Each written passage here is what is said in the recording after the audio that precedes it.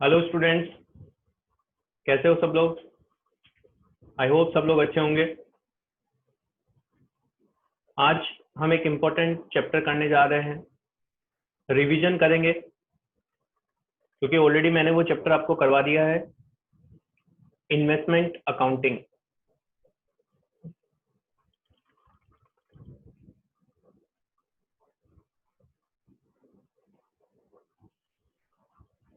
Investment accounting का revision आज हम डिस्कस करेंगे। पहले मैं आपको बता दूं कि हम क्या करने वाले हैं। टोटल 2 लेक्चर होंगे स्टूडेंट। पहला लेक्चर जो है उसमें हम डिवेंचर्स, बॉन्ड, गवर्नमेंट सिक्योरिटीज, इन सब में अगर आप इन्वेस्ट करोगे तो किस तरीके से अकाउंटिंग होगी वो डिस्कस करेंगे। और लेक्चर नंबर 2 में हम डिस्कस करेंगे इन्वेस्टमेंट इन इक्विटी शेयर्स। किस तरीके से करेंगे वो भी मैं आपको बता देता हूँ। कॉन्सेप्ट पे ज्यादा फोकस रहेगा, कुछ प्रैक्टिस के सम्स मैं करवाऊंगा आपको, बाकी आपको खुद से करने हैं क्योंकि ये रिवीजन लेक्चर है। काफी टाइम हो गया पढ़ाए हुए, इसलिए मैं एक बार आपको रिवीजन के लिए ये चैप्टर करवा रहा हूँ ताकि कॉन्सेप्ट जितने भी हैं वो रिकॉल हो जाए आपको। और 1-2 सम्स मैं आपको साथ साथ में प्रैक्टिस भी करवा दूंगा हर एक कॉन्सेप्ट के। ठीक है स्टूडेंट्स, तो चलिए स्टार्ट करते हैं। सबसे पहले अगर मैं बात करूं, इन्वेस्टमेंट जो होता है according to accounting standard 13, investment को 2 तरीके से क्लासिफाई किया जाता है। एक करंट इन्वेस्टमेंट होता है, एक करंट इन्वेस्टमेंट, और दूसरा होगा लॉन्ग टर्म इन्वेस्टमेंट। 2 तरीके से क्लासिफाई किया गया है इन्वेस्टमेंट को अकॉर्डिंग टू अकाउंटिंग स्टैंडर्ड 13। ठीक है, तो अकाउंटिंग स्टैंडर्ड 13 के हिसाब से एक करंट इन्वेस्टमेंट और दूसरा long term investment. Sir current investment का मतलब क्या होता है स्टूडेंट्स? करंट इन्वेस्टमेंट का मतलब है ऐसे इन्वेस्टमेंट जिसमें आपका इंटेंशन, ध्यान से समझना मैंने क्या लिखा है, मैंने लिखा है इंटेंशन। किस चीज का इंटेंशन? होल्ड करने का इंटेंशन नहीं है, या फिर आप उसको केवल 12 महीने के अंदर अंदर ही होल्ड करना चाहते हो। इसका मतलब क्या हुआ सर? इसका मतलब सिंपल सा है कि आपका इंटेंशन लॉन्ग टर्म के लिए उसको होल्ड करना नहीं है, 12 महीने के अंदर अंदर आप उसको बेच दोगे, या 12 महीने तक आपको उसको होल्ड करने का इंटेंशन रखते हो। क्योंकि जब करंट इन्वेस्टमेंट है तो मुझे कैसे पता चलेगा कि वो करंट है कि लॉन्ग टर्म है? वो किस पे डिपेंड करता है? मेरी इंटेंशन पे डिपेंड करता है कि मेरा इंटेंशन क्या है। जैसे अगर मैं एग्जांपल लूं, ये मेरा पेन है, ठीक है, ये पेन मैंने खरीदा है और मैं इसको वापस बेचना चाहता हूं अभी, कि कोई भी इसको खरीद ले। तो मेरा इंटेंशन क्या है? मैंने इसको खरीदा है इसलिए कि मैं इसको तुरंत या फिर जब भी ये बिकेगा तब बेच दूंगा, अगर मुझे इसका ज्यादा पैसा मिल रहा हो तो मेरा इंटेंशन क्या है? मेरा इंटेंशन इसको बेचना है। ठीक है, मेरा इंटेंशन इसको बेचना है। इसका मतलब क्या हुआ स्टूडेंट? ये मेरे लिए करंट इन्वेस्टमेंट की तरह काम करेगा अगर मैंने एज ए इन्वेस्टमेंट उसको रखा हुआ तो। ठीक है, लॉन्ग टर्म इन्वेस्टमेंट का मतलब जहां पे आपका इंटेंशन 12 महीने से ज्यादा के लिए होल्ड करना है, मोर देन 12 मंथ। तो अगर आप 12 महीने से ज्यादा के लिए होल्ड करना चाहते हो तो उसको हम क्या बोलेंगे? Long term investment. तो इस तरीके से क्लासिफिकेशन करना है according to accounting standard 13। Okay, अब अगर हम बात करें सर हम ये क्यों पढ़ रहे हैं, हमको क्या क्या फर्क पड़ेगा? करंट इन्वेस्टमेंट होने से क्या फर्क पड़ेगा? लॉन्ग टर्म इन्वेस्टमेंट होने से क्या पड़ेगा? क्या फर्क पड़ेगा? सबसे इंपॉर्टेंट चीज जो हमारे लिए इस चैप्टर में है वो है इन दोनों को आइडेंटिफाई करने का रीजन है valuation. At the end of accounting year, जब हम वैल्यूएशन करेंगे इन्वेस्टमेंट की, उस टाइम हमको ये देखना पड़ेगा कि ये करंट इन्वेस्टमेंट है या लॉन्ग टर्म इन्वेस्टमेंट है। सर अगर करंट इन्वेस्टमेंट होगा तो वैल्यूएशन अलग तरीके से होगा, और लॉन्ग टर्म इन्वेस्टमेंट होगा तो वैल्यू अलग तरीके से फाइंड आउट करेंगे। ठीक है, चलिए सबसे पहले हम बात कर रहे हैं करंट इन्वेस्टमेंट की। करंट इन्वेस्टमेंट के लिए ऐसा बोला गया अकाउंटिंग स्टैंडर्ड 13 में कि करंट इन्वेस्टमेंट को आप वैल्यू करो कॉस्ट प्राइस और फेयर वैल्यू, या फिर मैं ऐसा बोलूं market value, which ever is lower. दोनों में से जो भी कम होगी उस पे हम करंट इन्वेस्टमेंट को वैल्यू करेंगे, ऐसा अकाउंटिंग स्टैंडर्ड 13 ने बोला। और लॉन्ग टर्म इन्वेस्टमेंट के लिए बोला कि लॉन्ग टर्म इन्वेस्टमेंट किस पे वैल्यू करना है आपको, कॉस्ट प्राइस। ठीक है स्टूडेंट्स, तो ये इंपॉर्टेंट चीज है यहाँ पे। अब इसका लॉजिक क्या है वो मैं आपको समझाता हूँ। मतलब आप करंट इन्वेस्टमेंट के लिए मैंने क्या बोला, cost of market price which ever is lower, और लॉन्ग टर्म इन्वेस्टमेंट में मैंने क्या बोला, केवल कॉस्ट प्राइस। एक एग्जांपल मैं ले रहा हूँ फिर से ये पेन का। ये पेन मान लो मैंने 100 रुपए में खरीदा, मैंने 100 रुपए में पेन खरीदा। अब मेरा इंटेंशन है इसको मार्केट में बेचना, मेरा इंटेंशन है मार्केट में बेचना, मतलब ये मेरे लिए करंट इन्वेस्टमेंट की तरह काम करेगा। अब मार्केट में इसकी प्राइस है 80 रुपीज, मैंने 100 में खरीदा, मार्केट में इसकी प्राइस है 80 रुपीज। क्या मुझे मार्केट प्राइस से कुछ इंपैक्ट पड़ेगा? द आंसर इज यस, क्योंकि मेरा इंटेंशन बेचने का है। तो अगर मेरा इंटेंशन बेचने का है तो मार्केट में क्या प्राइस चल रही है उससे मुझे फर्क पड़ता है। अगर मार्केट में 120 है, 80 रुपए है, कोई 100 रुपए दे रहा है, ऑन एन एवरेज अगर मैं बात करूं तो इसकी प्राइस है 90 रुपीज। इसकी प्राइस कितनी है? 90 रुपीज मार्केट में, और मेरी कॉस्ट प्राइस कितनी है? 100। तो मुझे फर्क पड़ेगा स्टूडेंट्स, क्योंकि ये मेरे लिए करंट इन्वेस्टमेंट है। इट मींस मैंने उसको बेचने के लिए तो रखा हुआ है। तो मार्केट में अगर प्राइस ये 90 रुपीज है और ये मेरा 100 है, मतलब 10 रुपए का मुझे नुकसान होने वाला है, वो पहले ही पता चल रहा है। और कंजर्वेटिज्म कॉन्सेप्ट ये बोलता है अकाउंटिंग का कि अगर आपको नुकसान होने वाला है तो आप उसको पहले ही रिकॉर्ड कर लो बुक्स में। तो इसके लिए पहले जो इन्वेस्टमेंट 100 पे दिख रहे थे, अब मैं अगर वो करंट इन्वेस्टमेंट तो मैं उसको कितने पे वैल्यू करूंगा? 90 पे वैल्यू करूंगा। मतलब 10 रुपए का लॉस जो है वो मैंने पहले ही बुक्स में रिकॉर्ड कर दिया। ठीक है, तो ये लॉजिक है। करंट इन्वेस्टमेंट को हम इस कॉस्ट प्राइस और market price which is lower पे रिकॉर्ड करेंगे। उसके बाद अगर हम बात करें लॉन्ग टर्म इन्वेस्टमेंट की, तो लॉन्ग टर्म इन्वेस्टमेंट जो होंगे उसको हम हमेशा किस पे रिकॉर्ड करेंगे? कॉस्ट प्राइस पे रिकॉर्ड करते हैं। क्यों सर कॉस्ट प्राइस पे क्यों रिकॉर्ड करते हैं लॉन्ग टर्म इन्वेस्टमेंट को? क्योंकि लॉन्ग टर्म इन्वेस्टमेंट मतलब ये पेन अगर मैंने लॉन्ग टर्म के लिए रखा हुआ है, इसका मतलब मैंने इसको दिल से लगा के रखा हुआ है, मैं इसको बेचना नहीं चाहता हूं। अगर मैं इसको बेचना नहीं चाहता तो क्या मार्केट में चल रहा है, क्या मुझे उससे कुछ फर्क पड़ेगा? The answer is no. Market में कोई 80 रुपए दे रहा है, कोई 200 रुपए दे रहा है, कोई 500 रुपए दे रहा है, मुझे करना ही नहीं है, मुझे बेचना ही नहीं है, तो मुझे मतलब ही क्या है प्राइस से? समझो ध्यान से। इसका मतलब लॉन्ग टर्म इन्वेस्टमेंट से मुझे मार्केट प्राइस से कोई लेना देना ही नहीं होता। इसके लिए मैं इसको किस पे रिकॉर्ड करूंगा? हमेशा कॉस्ट प्राइस पे रिकॉर्ड करूंगा, मार्केट प्राइस को कंसिडर नहीं करूंगा। ठीक है, लेकिन स्टूडेंट उसमें एक इंपॉर्टेंट पॉइंट ये आता है कि कई बार ऐसा होता है कि इन्वेस्टमेंट की वैल्यू में डिक्लाइन होता है, यानी इन्वेस्टमेंट की वैल्यू कम होती है, और वो डिक्लाइन जो होता है वो परमानेंट डिक्लाइन होता है। ध्यान से समझना, वो जो डिक्लाइन होता है वो डिक्लाइन है परमानेंट डिक्लाइन। सर इस परमानेंट डिक्लाइन का मतलब क्या होता है समझो। 100 रुपए में मैंने कोई इन्वेस्टमेंट खरीदा लॉन्ग टर्म के लिए, 100 रुपए में मैंने इन्वेस्टमेंट खरीदा, ये मेरी कॉस्ट प्राइस हो गई। मैंने लॉन्ग टर्म के लिए खरीदा, मेरा पर्पस है उसको लॉन्ग टर्म के लिए रखना।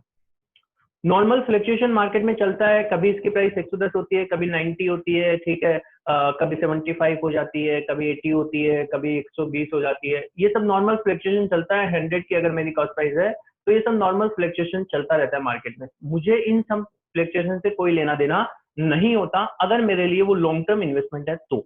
ठीक है, तो मुझे इन सबसे कोई लेना देना नहीं है, पहली चीज तो ये।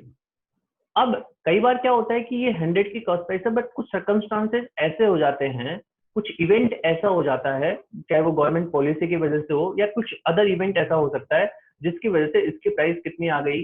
60 रुपीज आ जाती है 100 से। और ये 60 रुपीज आ गई, कुछ सर्कमस्टांसेस ऐसा हो गया, और इसको हम क्या मान रहे हैं? इसको हम मान रहे हैं परमानेंट डिक्लाइन। परमानेंट डिक्लाइन मतलब अब वापस 100 तक आना पॉसिबल नहीं है इसका। अब यहाँ पे 60 रुपए में, मतलब 100 रुपए की चीज 60 रुपए में आ गई, और ये इस वजह से आई है कि कुछ ऐसा इवेंट हो गया। अब हमको लग रहा है कि यार ये प्राइस अब ऊपर कभी नहीं जाने वाली। ठीक है, तो ये एक परमानेंट डिक्लाइन हो गया। जैसे कोई गवर्नमेंट पॉलिसी आ जाती है, गवर्नमेंट ने किसी चीज को बैन कर दिया हो, ठीक है, उसकी वजह से उसकी वैल्यू डाउन हो जाती है इतनी, तो फिर आगे उसके चांसेस उतने नहीं रहते कि वो उतना इंक्रीज हो पाए। तो उसको हम क्या मानते हैं? उसको मानते हैं परमानेंट डिक्लाइन।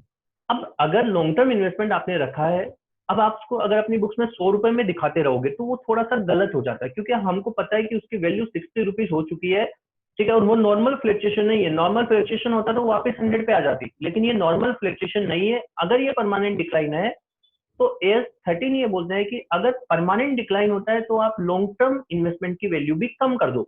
मतलब यहाँ पे जो मैं पहले 100 पे रिकॉर्ड कर रहा था, अब चाहे वो लॉन्ग टर्म इन्वेस्टमेंट होंगे तभी मैं उसको किस पे रिकॉर्ड करूंगा, 60 रुपए पे रिकॉर्ड करूंगा। तो 40 रुपए का नुकसान मैं मेरी बुक्स में दिखा दूंगा लॉन्ग टर्म इन्वेस्टमेंट में भी। अब सर ये लॉन्ग टर्म इन्वेस्टमेंट 60 रुपए पे आ गया, अब यहाँ से भी कुछ फ्लक्चुएशन चलता रहेगा, कभी 62, 65, 55, ठीक है, 58, इनसे मुझे कोई मतलब नहीं है। ये नॉर्मल फ्लक्चुएशन जो होता है उनसे मुझे कोई लेना देना नहीं होता है लॉन्ग टर्म इन्वेस्टमेंट में। मुझे केवल ये देखना है कि अगर कोई परमानेंट डिक्लाइन होता है तो उसका इफेक्ट मुझे लॉन्ग टर्म इन्वेस्टमेंट में भी रखना है और उसकी वैल्यू कम करके लॉस को रिकॉग्नाइज कर लेना है बुक्स में। तो ये एक इंपॉर्टेंट कॉन्सेप्ट है, ये आपको ध्यान रखना है, तो इसके बारे में भी आपको पूछ सकते हैं, ठीक है। तो ये थी ये जो है वो हमने बात की है करंट इन्वेस्टमेंट और लॉन्ग टर्म इन्वेस्टमेंट की।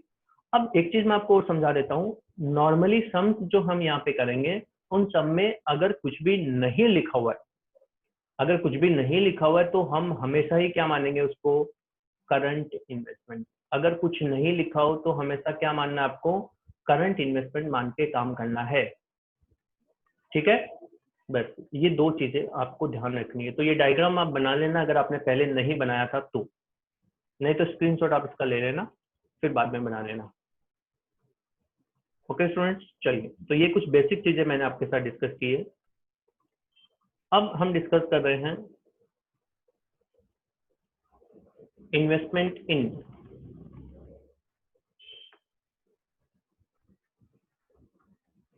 पहला जो हमारा टॉपिक होगा वो होगा investment in bond, debentures and government securities. हम बात कर रहे हैं investment in bond, debentures and government securities की। ओके, चलिए, अगर आप बॉन्ड, डिवेंचर, गवर्नमेंट सिक्योरिटीज में अगर इन्वेस्ट करोगे तो किस तरीके से इन्वेस्टमेंट अकाउंट बनेगा, यहाँ पे दो चीजें इंपॉर्टेंट होती है वो हम डिस्कस करेंगे। एक होता है एक्स इंटरेस्ट और एक होता है कम इंटरेस्ट। मैं रिवीजन की तरह ही स्टूडेंट्स इसको कंसिडर कर रहा हूँ। ये दो इंपॉर्टेंट पॉइंट्स हैं जो हमको यहाँ पे डिस्कस करने हैं, बाकी सारे पॉइंट्स नॉर्मल रहेंगे। अभी केवल मैं मतलब समझा देता हूँ। एक्स इंटरेस्ट का मतलब होता है एक्सक्लूडिंग इंटरेस्ट और कम इंटरेस्ट का मतलब होता है इंक्लूडिंग इंटरेस्ट, ठीक है। तो कुछ चीज मैं आपके साथ डिस्कस कर रहा हूँ अभी, ध्यान से समझना।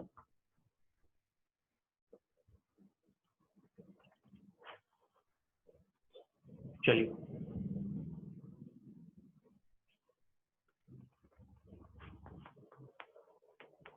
एक एग्जांपल मैं ले रहा हूँ, उस एग्जांपल के साथ हम डिस्कस करेंगे।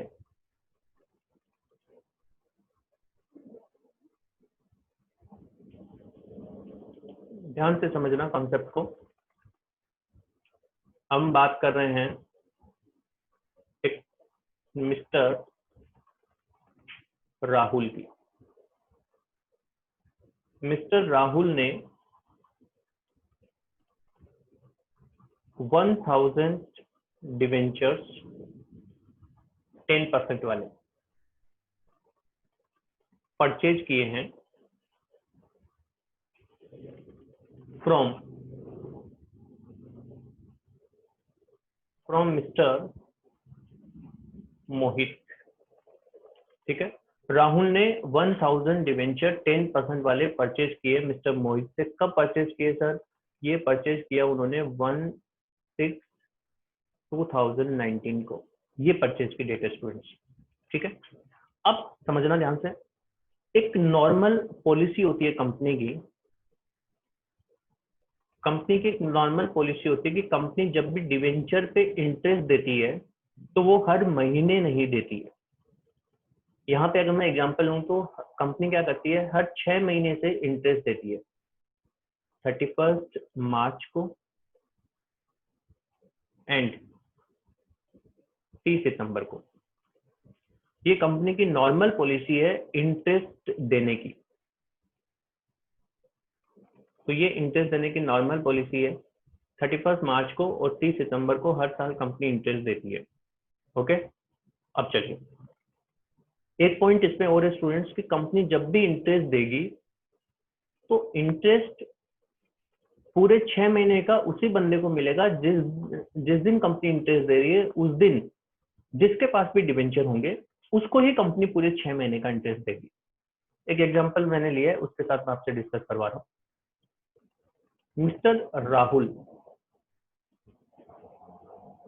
मिस्टर राहुल ने 1/6/2019 को परचेज किए। ठीक है सर, 1/6/2019 से पहले ड्यू डेट कौन सी थी? 31 मार्च गई होगी, 31 मार्च 2019 गई होगी, और उसके बाद जो इंटरेस्ट डेट आने वाली है वो कौन सी है? 30 सितंबर। उसने परचेज किया 1/6 को, मतलब जून, जुलाई, अगस्त और सितंबर, 4 महीने इधर और 2 महीने इधर। ये इंटरेस्ट डेट का क्लासिफिकेशन पर कर रहा हूं, ध्यान से समझना। अब क्या हुआ,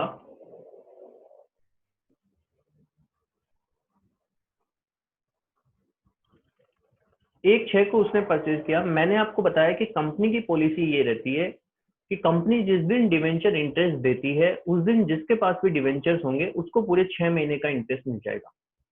तो 30 सितंबर को कंपनी और 31 मार्च को, पहले मैं बात करूं चलो 31 मार्च की। 31 मार्च को इंटरेस्ट किसको मिला होगा? सर 31 मार्च को इंटरेस्ट मिला होगा 1000 डिवेंचर से।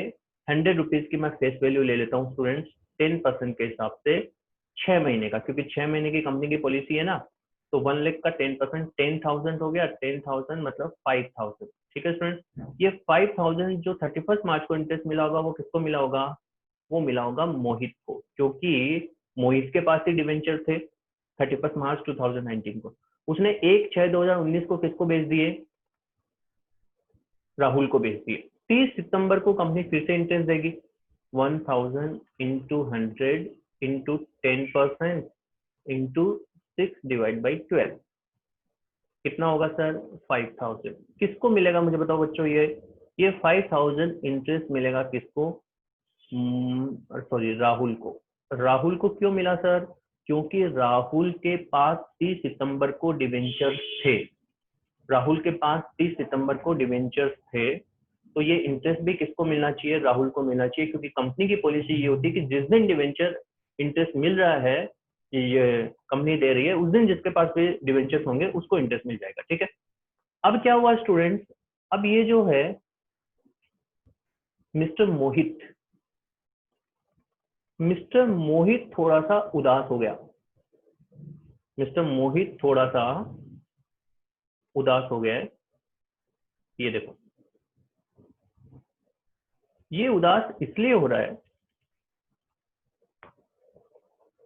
क्योंकि ये क्या सोच रहा है यार, ये 2 महीने तो डिवेंचर मैंने रखे थे।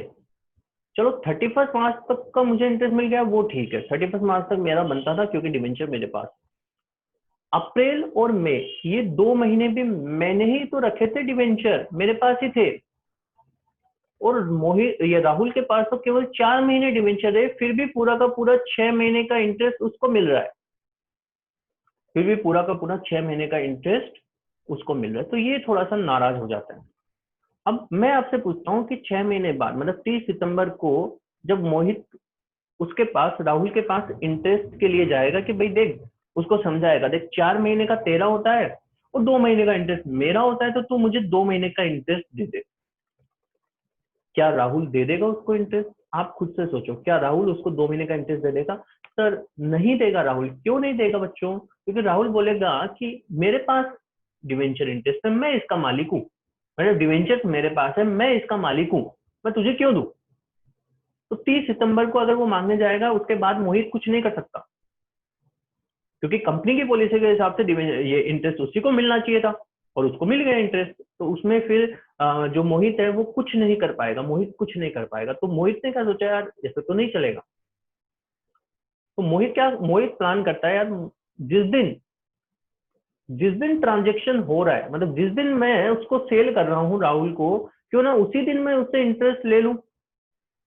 ये बात तो सही है। तो ये मोहित क्या करता है, भाई देख 1000 डिवेंचर मैं तुझे बेच रहा हूँ 100 रुपए में, कितना पैसा तुझे देना है, 1 लाख रुपए देना है। अब तू एक काम कर, मुझे इंटरेस्ट भी दे इस पे। मोहित बोलेगा मुझे इंटरेस्ट भी दे, राहुल बोलेगा किस चीज का इंटरेस्ट, वो बोलेगा देख अप्रैल और मई मैंने रखा है, अप्रैल और मई मैंने रखा है, तो उस पर मुझे इंटरेस्ट चाहिए। कितने महीने का चाहिए, 10%, 2 महीने का, 2/12। ठीक है, तो 1000, 10,000, 10,000 इंटू 2/12 कर दो, तो 1667। ठीक है, कहने का मतलब ये हुआ स्टूडेंट्स कि अब मोहित जो है वो टोटल कितना पैसा लेगा राहुल से, 1,01,667। कब, at the time of sale of investment. Mohit के लिए सेल हो गया, राहुल के लिए परचेज हो गया। तो पहले जिस दिन ट्रांजेक्शन हो रहा है उसी दिन वो 2 महीने का इंटरेस्ट ले लेता है उससे, क्योंकि उसको पता है कि बाद में नहीं मिलने वाला है। अब अगर मैं बात करूं तो सर मोहित के लिए इन्वेस्टमेंट कितने में पड़े,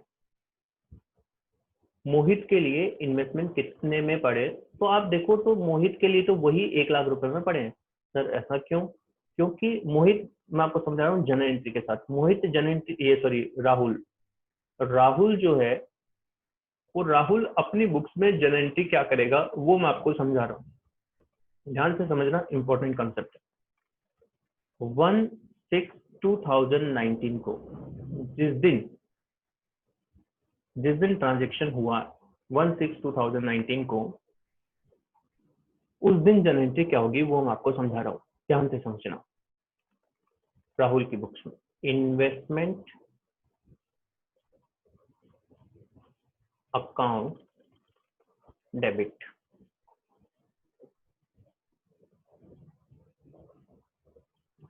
इंटरेस्ट डेबिट टू कैश या बैंक। इन्वेस्टमेंट में वो लिखेगा 1 लाख, इंटरेस्ट में लिखेगा 1667। ये लीजिए, ये जन एंट्री करेगा, मतलब इन्वेस्टमेंट तो अभी भी उसके 1 लाख के ही है, इंटरेस्ट को अलग लिखेगा वो 1667 में। सर क्या इंटरेस्ट ये उसके घर से लगा है, आंसर इज नो, ये घर से नहीं लगा। अभी देखो, अभी आपको पता चलेगा। 30 सितंबर को 30 सितंबर को उसको इंटरेस्ट मिलेगा। सर इंटरेस्ट मिलेगा तो क्या जन एंट्री करेगा वो, केस या bank account debit to interest on investment. ठीक है स्टूडेंट्स, कितना करेगा 5000, क्योंकि उसको 5000 मिला ना। ये लीजिए, केस या bank to interest on investment 5000। Sir यहाँ पे 6 महीने का इंटरेस्ट उसको मिला, वो हमने क्रेडिट किया। यहाँ पे 2 महीने का इंटरेस्ट उसने पे किया, उसको डेबिट किया, तो अल्टीमेटली उसके इंटरेस्ट में कितना आएगा, 4 महीने की इनकम होती है, और एक्चुअल में होने भी कितने चाहिए उसके इनकम में, 4 महीने का, और ये 4 महीने का वो अपने प्रॉफिट एंड लॉस में इंटरेस्ट इनकम के नाम से दिखा देगा। ठीक है स्टूडेंट्स, तो उसको अपने घर से कुछ नहीं देना पड़ा, ये जो पैसा उसने दिया है 1667, ये उसको वापस मिल जाएगा, क्योंकि उसको इंटरेस्ट मिलेगा 6 महीने का, जबकि उसका होता कितना है, उसका तो 4 महीने का ही होता है, 1/6 से लेके 30/9 तक। तो ये जो बाकी का 2 महीने का इंटरेस्ट है वो क्या हो जाएगा, वो इंटरेस्ट यहाँ पे हमने डेबिट कर दिया, तो उसके पीएनएल अकाउंट में केवल 4 महीने का ही इंटरेस्ट जाएगा। तो इस तरीके से आपको कैलकुलेट करना है। अब अगर हम बात करें कम इंटरेस्ट और एक्स इंटरेस्ट की, तो वो यही कॉन्सेप्ट है बच्चों। ये जो इंटरेस्ट होता है ना, कई बार आपको ऐसा लिखा रहेगा 1000 10% डिवेंचर एट ₹100 each, कम इंटरेस्ट। और अगर ऐसा लिखा हुआ है 1000 10% डिवेंचर एट ₹100 ईच। केवल ऐसा लिखा है तो भी आपको एक्स इंटरेस्ट मानना है, या फिर ऐसा लिखा हो एक्स इंटरेस्ट तो भी एक्स इंटरेस्ट, मतलब कुछ नहीं लिखा हो तो भी एक्स इंटरेस्ट मानना है, और एक्स इंटरेस्ट लिखा हो तो कोई दिक्कत नहीं है, कम इंटरेस्ट लिखा हो तो कम इंटरेस्ट के बेसिस पे। अब देखो कम इंटरेस्ट होगा तो क्या होगा, कम इंटरेस्ट का मतलब होता है इंक्लूडिंग इंटरेस्ट। तो हम क्या करेंगे,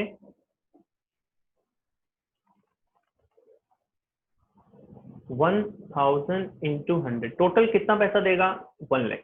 वो सेम एग्जांपल मैं ले रहा हूँ, यहाँ पे टोटल 1 लाख, अगर कम इंटरेस्ट लिखा है मतलब इस 1 लाख में इंटरेस्ट आ गया है, तो अब इंटरेस्ट को मुझे अलग करना पड़ेगा। ध्यान रखना दुनिया वालों, ध्यान से समझना, इंटरेस्ट की वैल्यू में कोई फर्क नहीं पड़ेगा, चाहे एक्स इंटरेस्ट हो चाहे कम इंटरेस्ट हो, मतलब इंटरेस्ट कैलकुलेशन जैसे आप करते हो वो सेम रहेगी, उसमें कुछ भी फर्क नहीं पड़ेगा। तो अब अगर मैं बात करूं तो ये 98,833 हो गया। अब समझो अगर कम इंटरेस्ट लिखा है तो मैंने क्या किया, इंक्लूड है, तो इंटरेस्ट इंक्लूड है, मतलब टोटल पैसा जो देना पड़ा वो 1 लाख रुपए देना पड़ा राहुल को, ठीक है। उसमें से 1667 का इंटरेस्ट जो था वो मैंने माइनस कर दिया, तो 98,833 कॉस्ट प्राइस हो गई, और ये आपका इंटरेस्ट हो गया, और ये टोटल हो गया। तो जनरल एंट्री क्या होगी, investment account debit 98,833, interest account debit 1667, और टू कैशियर बैंक 1 लाख। तो फर्क क्या पड़ा, फर्क ये पड़ा कम इंटरेस्ट है तो इसमें हम ऑलरेडी इंटरेस्ट को कंसिडर करके इसमें से अलग कर देंगे इन्वेस्टमेंट इंटरेस्ट को, ठीक है। अगर सर एक्स इंटरेस्ट होता तो जो हमने ऊपर किया है वही तो है एक्स इंटरेस्ट, कुछ नहीं लिखा हो तो आपको हमेशा एक्स इंटरेस्ट करना है, 1000 इंटू 100 1 लाख। सर ये एक्स इंटरेस्ट तो मतलब इसमें इंटरेस्ट इंक्लूड नहीं है तो इसको इंटरेस्ट अलग से कंसिडर कर लो, 1667, ये लीजिए। तो ये एक कॉन्सेप्ट है जो आपको ध्यान रखना है स्टूडेंट, जैसे यहाँ पे टोटल पैसा इतना देना पड़ा, यहाँ पे टोटल पैसा एक इतना देना पड़ा, मतलब इंटरेस्ट यहाँ पे अलग से है, वहां पे इंटरेस्ट ऑलरेडी इंक्लूड है, एकदम सिंपल है। बट एक इंपॉर्टेंट कॉन्सेप्ट ये है कि जहाँ पे कम इंटरेस्ट और एक्स इंटरेस्ट होता है तो उससे इंटरेस्ट की वैल्यू पे, इंटरेस्ट की अमाउंट पे कोई फर्क नहीं पड़ेगा, इंटरेस्ट आप जैसे कैलकुलेट करते हो वैसे ही आपको कैलकुलेट करना है, ठीक है स्टूडेंट्स। तो ये बेसिक कॉन्सेप्ट था interest sorry investment in debenture, bonds and government securities, ठीक है।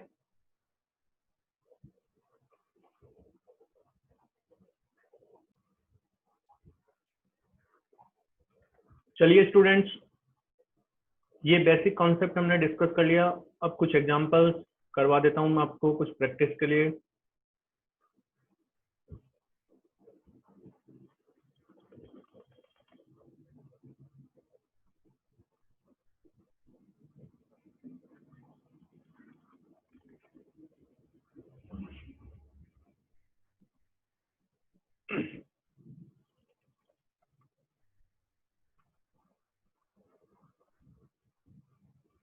चलिए इलिस्ट्रेशन 1 हम डिस्कस कर रहे हैं पहले।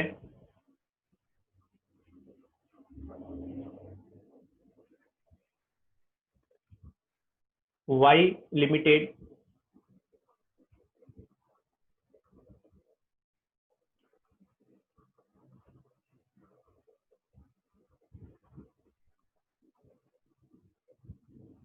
Y Limited issued 12% fully paid debenture of ₹100 each, interest being payable half yearly on 30th September and 31st March of every accounting year। 30 सितंबर और 31 मार्च दो अकाउंटिंग ये इंटरेस्ट की ड्यू डेट आपको दे रखी है।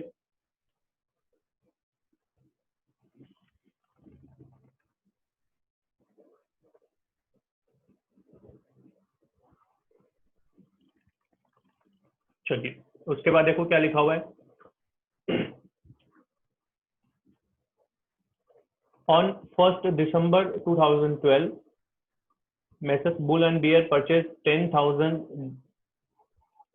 this debenture at ₹101 cum interest price, ध्यान से समझना बच्चों, cum interest price, also paying brokerage 1% of come interest amount of the purchase on 1st of March 2013 the firm sold all of these debenture at ₹106 come interest price, again paying brokerage of 1% of come interest amount, prepare the investment account in the books of Bull and Bear for the year for the period 1st December to 1st March।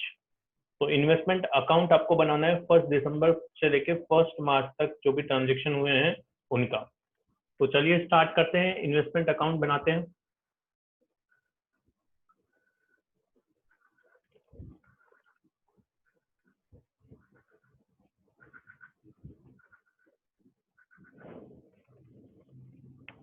चलिए यहाँ पे हम बना रहे हैं investment account.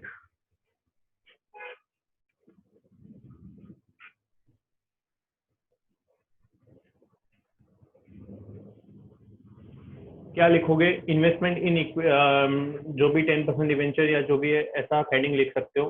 कहाँ से कहाँ तक बना रहे हो वो भी लिख देना।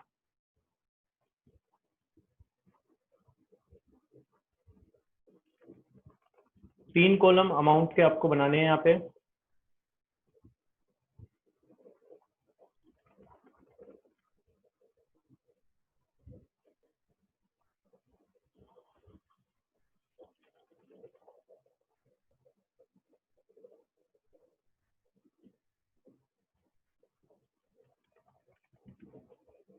एक होगा नॉमिनल वैल्यू का,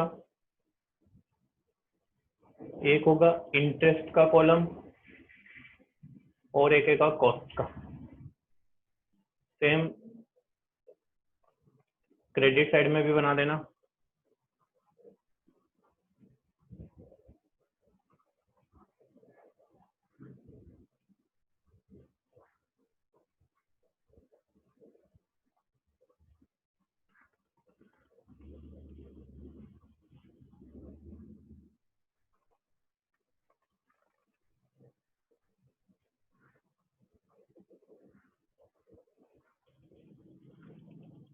तीन कॉलम यहाँ पे भी बन जाएंगे।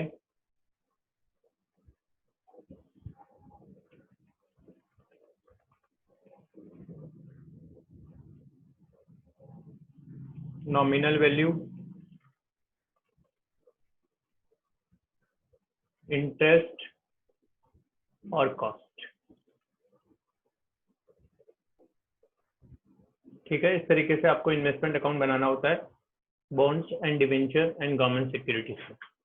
ठीक है, चलिए अब हम क्या करेंगे, एक एक ट्रांजेक्शन देखते जाएंगे और उसकी वर्किंग भी करते जाएंगे। आप यहाँ पे देखो, पहला ट्रांजेक्शन क्या है। 1 दिसंबर 2012 को बुलंद बियर ने परचेज किए हैं 10,000 डिवेंचर 10 कम इंटरेस्ट। ठीक है, 101 कम इंटरेस्ट की प्राइस है, 12% वाले डिवेंचर है। तो पहले हम इसकी कैलकुलेशन करेंगे। आप देखो तो एक पॉइंट और लिखा हुआ है, also paying brokerage at the rate of 1% of cum interest amount of the purchase. 1% brokerage भी यहाँ पे लगेगा। अब इसकी वर्किंग कैसे करेंगे वो मैं आपको सिखा रहा हूँ, ध्यान से समझना।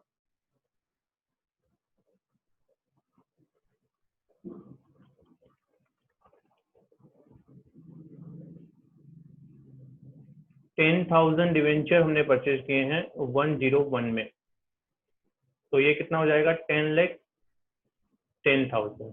ठीक है, अब ब्रोकरेज जो होती है वो प्लस हो जाएगी। परचेज के टाइम पे ब्रोकरेज होगी तो प्लस हो जाती है, और अगर सेल्स के टाइम पे ब्रोकरेज होगी तो क्या हो जाएगी, माइनस हो जाएगी। ये ध्यान रखना। तो 10,100 ये ब्रोकरेज हो गई। तो टोटल आप अगर इसको करोगे 10,10,000 प्लस 10,100, ये हो जाएगा 10,20,100। अब आपको ये देखना है कि ये इंक्लूडिंग इंटरेस्ट है या नहीं। यहाँ पे लिखा हुआ था इंक्लूडिंग इंटरेस्ट, तो इंटरेस्ट को माइनस कर देंगे। ऑलरेडी कम इंटरेस्ट है, तो कम इंटरेस्ट है तो इसमें से इंटरेस्ट हटा दो। अब इंटरेस्ट कैसे कैलकुलेट होगा वो आपको समझना है। 10,000 इंटू 100, ज्ञान की बात। इंटरेस्ट हमेशा फेस वैल्यू पे कैलकुलेट होगा, फेस वैल्यू पे ही कैलकुलेट होगा। अगर फेस वैल्यू आपको दी नहीं है तो आपको या तो 10 मानना है या 100 मानना है। किसके बेसिस पे मानोगे, ये देखो यहाँ पे परचेज प्राइस 101 है, परचेज प्राइस 101 है, मतलब फेस वैल्यू कितनी मानोगे, 100। अगर मान लो ये 11 रुपए होती तो फेस वैल्यू कितनी मानते, 10। हो सकता है यहाँ पे दी हुई हो लेकिन नहीं दी हो, तो मैं आपको बता रहा हूँ क्या करना है। ठीक है, तो 10,000 डिवेंचर थे इंटू 100 इंटू 12%। अब बात ये आती है कि सर कितने महीने का लगेगा। एक सिंपल सा रूल मैं आपको बता रहा हूँ, लॉजिकल कॉन्सेप्ट मैंने आपको ऑलरेडी समझा दिया है। एक सिंपल रूल मैं आपको यहाँ पे समझा रहा हूँ अभी। बार बार आपको लॉजिक नहीं लगाना है, वो कॉन्सेप्ट याद रखना। वो कॉन्सेप्ट ये है स्टूडेंट्स कि आपको ये देखना है कि डेट ऑफ ट्रांजेक्शन क्या है। दो डेट आपको देखनी है यहाँ पे। पहली डेट ऑफ ट्रांजेक्शन देखो सर, डेट ऑफ ट्रांजेक्शन है 1 दिसंबर 2012। ठीक है, अब देखो कि इंटरेस्ट की ड्यू डेट क्या है। इंटरेस्ट की ड्यू डेट, इससे पिछले इंटरेस्ट की ड्यू डेट क्या थी, पिछले इंटरेस्ट की ड्यू डेट क्या थी वो देखो। सर पिछले इंटरेस्ट 30 सितंबर और 31 मार्च, ये कंपनी का रूल है।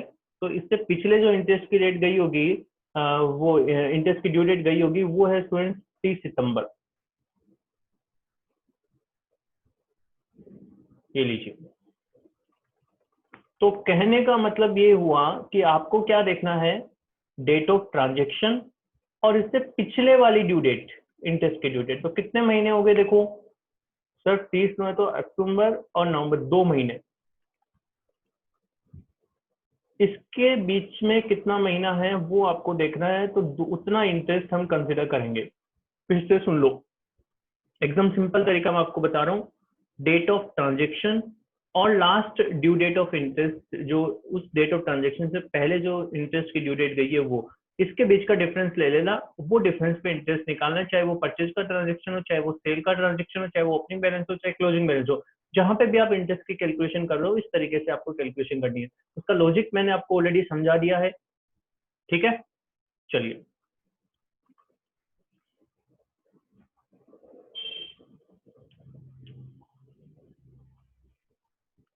यहाँ पे 2 महीने का इंटरेस्ट हम कैलकुलेट कर लेंगे।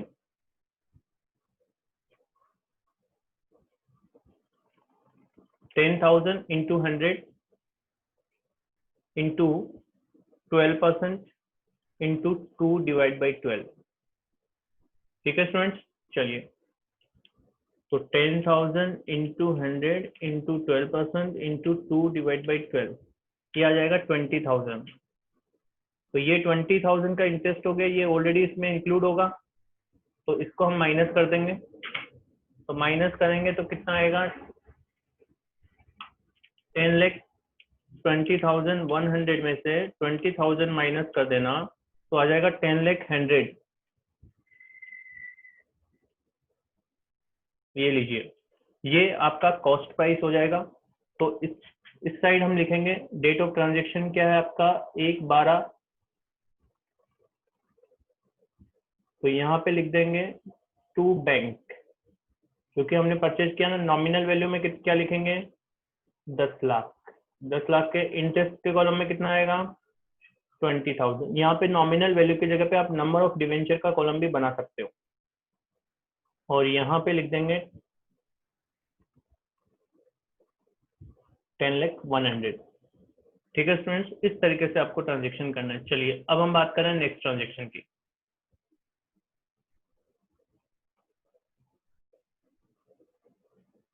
देखो, on 1st March 2013 the firm sold all of these debenture at 106। 1 मार्च 2013 को क्या हुआ, कंपनी ने सारे जो डिवेंचर्स थे वो बेच दिए 106 रुपए में, cum interest price, again paying brokerage at the rate of 1% of cum interest amount. ठीक है, तो अब 1 मार्च को जो ट्रांजेक्शन हुआ उसको हम डिस्कस करेंगे।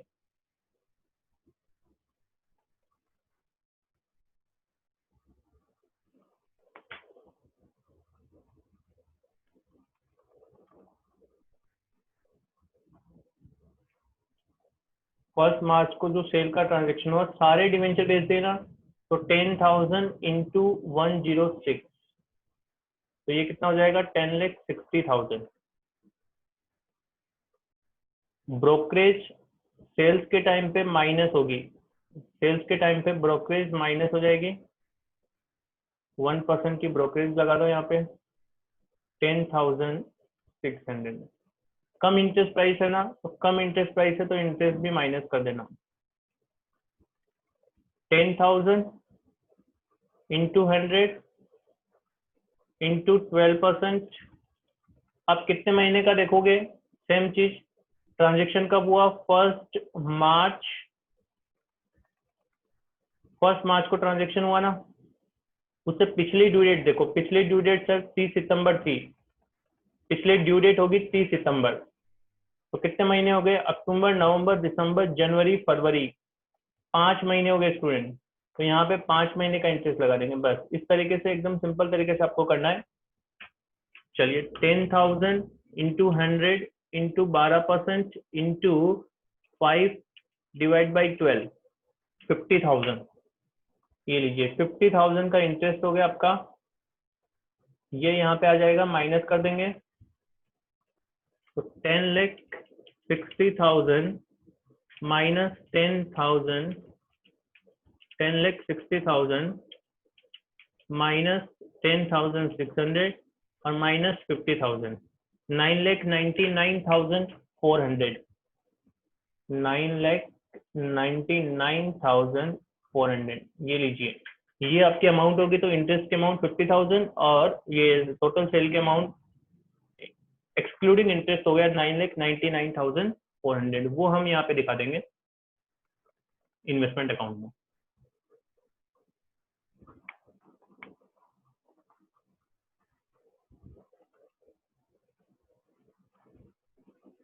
चलिए 1 मार्च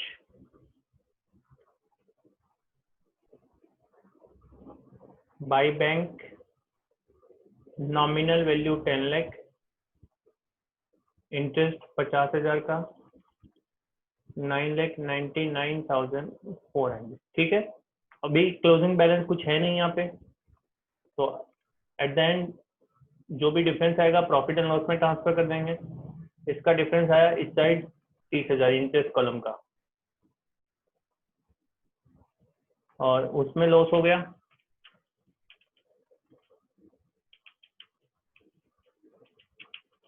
700 का।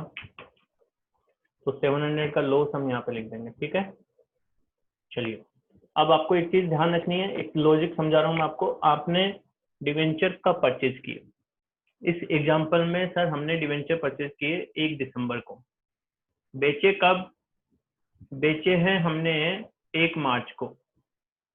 सिंपल सा लॉजिक समझो स्टूडेंट्स, 1 दिसंबर को आपने डिवेंचर परचेज किए और 1 मार्च को आप डिवेंचर बेच रहे हो। इसका मतलब ये हुआ कि ये जितने महीने का आपने डिवेंचर होल्ड किए हैं उतने महीने का इंटरेस्ट आपको मिलना चाहिए। कितने महीने हो गए? दिसंबर, जनवरी, फरवरी। एक सिंपल सा लॉजिक है कि 3 महीने आपने डिवेंचर होल्ड किए तो आपका इंटरेस्ट का हकदार भी कितना का है? 3 महीने का ही हो आप। अब देखो 3 महीने की अमाउंट कैलकुलेट करो।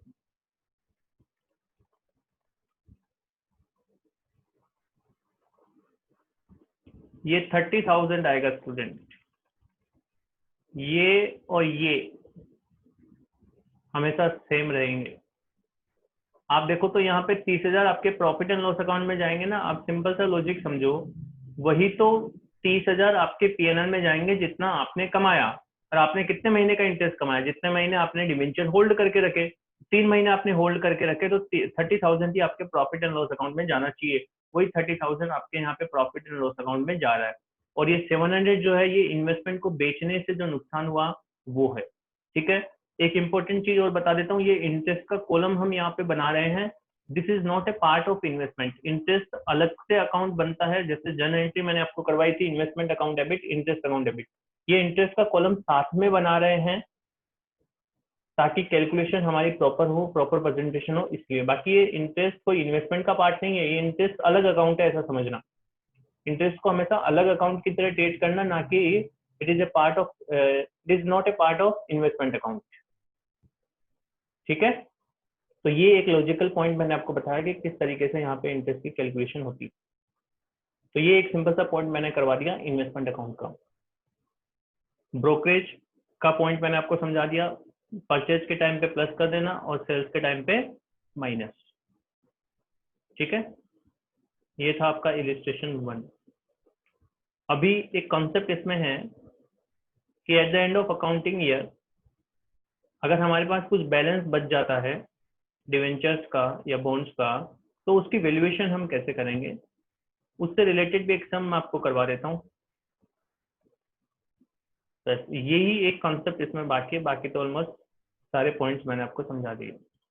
डिवेंचर इंटरेस्ट, ये सॉरी डिवेंचर बॉन्ड्स में इतने ज्यादा पॉइंट्स नहीं होते हैं स्टूडेंट्स, इक्विटी शेयर्स में काफी पॉइंट्स हैं।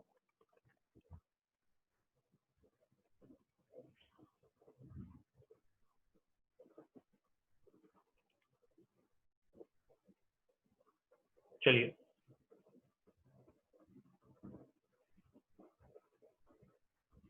इलस्ट्रेशन ये सॉरी क्वेश्चन नंबर 2 मैं आपके साथ डिस्कस कर रहा हूँ। Question number 2, following information is presented by Mr. Jade as a stockbroker release holding 9% central government bonds। 9% central government bond उसके पास है। ओपनिंग बैलेंस आपको दे रखा है, नॉमिनल वैल्यू 1,20,000, कॉस्ट है 1,18,000, nominal value of each unit is 100। ठीक है। Purchase 200 units earth interest eight 98, sold 500 units as interest out of the original holding at ₹100, purchased 150 units at ₹98 cum interest, sold 300 units as interest at 99 out of the original holdings. Interest date at 30th December and 31st March. Mr. Jade closed his books every 31st December, so the investment account। ठीक है, investment account हमको बनाना है। Last में line लिखी हुई है FIFO method, वो बाद में मैं डिस्कस करूंगा आपके साथ। चलिए पहले इन्वेस्टमेंट अकाउंट बना लेते हैं हम। सेम उसी तरीके से आपको इन्वेस्टमेंट अकाउंट यहाँ पे बनाना है।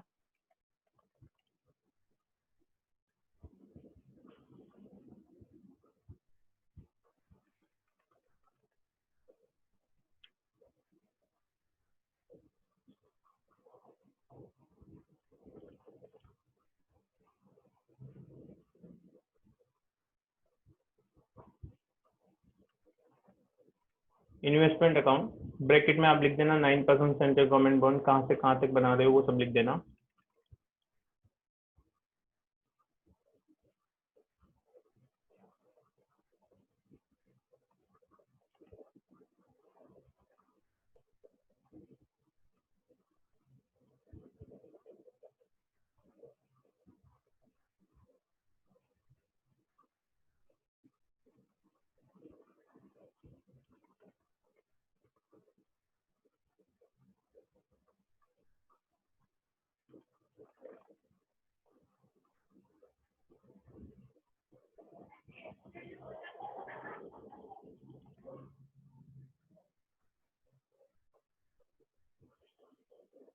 चलिए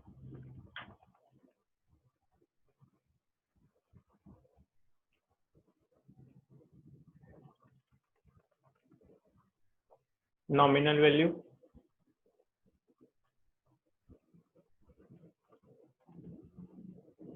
इंटरेस्ट,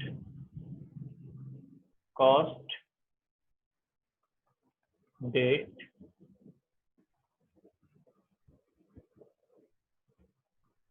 नॉमिनल वैल्यू, इंटरेस्ट और कॉस्ट।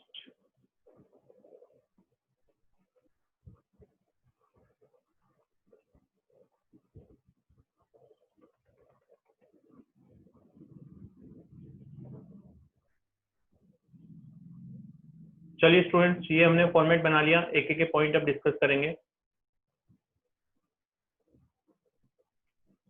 पहला पॉइंट, ओपनिंग बैलेंस आपको दिया हुआ है।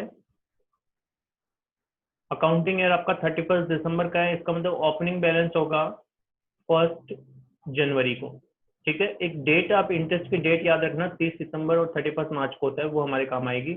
और एक 9% सेंट्रल गवर्नमेंट बॉन्ड है। ठीक है, नॉमिनल वैल्यू 1,20,000 की ओपनिंग बैलेंस की है और कॉस्ट प्राइस है 1,18,000।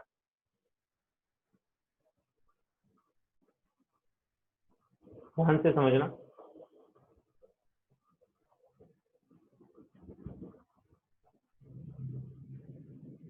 सबसे पहले हम लिखेंगे यहाँ पे 1 जनवरी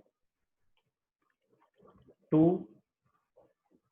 balance brought down. Nominal value 1,20,000, cost price में 1,18,000। ठीक है, अब देखो ओपनिंग बैलेंस हो चाहे क्लोजिंग बैलेंस हो, चाहे परचेज का ट्रांजेक्शन हो चाहे सेल्स का ट्रांजेक्शन हो, हमेशा आपको क्या करना है, इंटरेस्ट की कैलकुलेशन करनी है। अब इंटरेस्ट की कैलकुलेशन करने का सिंपल तरीका मैंने आपको बता दिया। डेट ऑफ ट्रांजेक्शन देखो और last due date of interest देखो। आप यहाँ पे देखोगे तो डेट ऑफ ट्रांजेक्शन है 1 जनवरी, मतलब ओपनिंग बैलेंस आप कब लिख रहे हो, 1 जनवरी को। उससे लास्ट ड्यू डेट देखो, लास्ट ड्यू डेट थी 30 सितंबर की। ये एकदम सिंपल तरीका। अक्टूबर नवंबर दिसंबर 3 महीने हो गया स्टूडेंट, तो 3 महीने का इंटरेस्ट यहाँ पे भी लगेगा। तो 1,20,000 नॉमिनल वैल्यू है, उसका 9% 3/12। 1,20,000 का 9% इंटू 3/12, 2700 रुपए। अब बात यह आती है कि सर हम ओपनिंग बैलेंस और क्लोजिंग बैलेंस पे क्यों इंटरेस्ट निकालते हैं। एक सिंपल सा लॉजिक है स्टूडेंट, यहाँ पे हम इंटरेस्ट क्यों लिख रहे हैं, क्योंकि इंटरेस्ट ड्यू हो चुका है।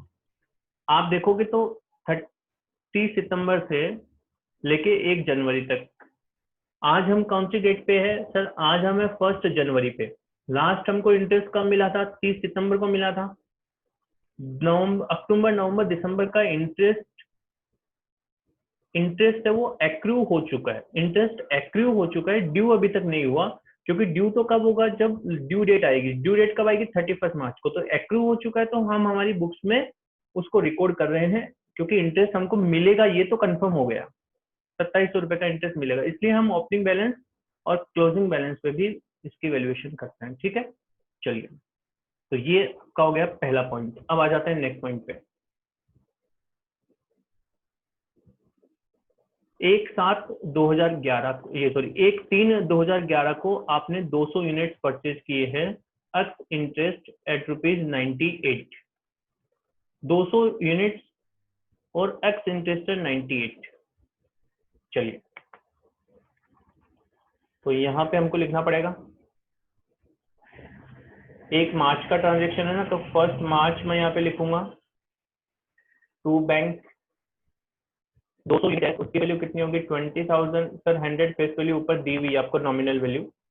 ठीक है, एक्स इंटरेस्ट है, तो एक्स इंटरेस्ट है तो आप डायरेक्टली मल्टीप्लाई कर दो। कैसे मल्टीप्लाई करोगे, 200 इंटू 98 कर देना।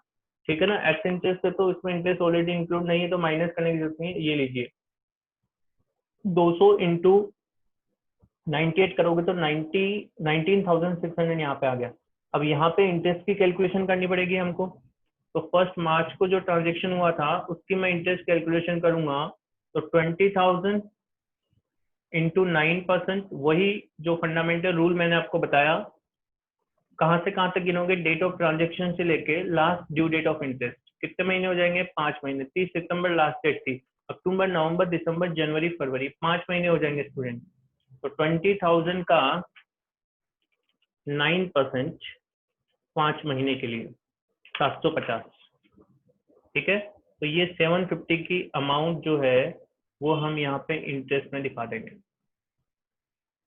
ठीक है, आई होप सबको समझ में आ रहा है। एकदम सिंपल सिंपल पॉइंट्स है, एक फंडामेंटल रूल्स आप ध्यान में रखो बस।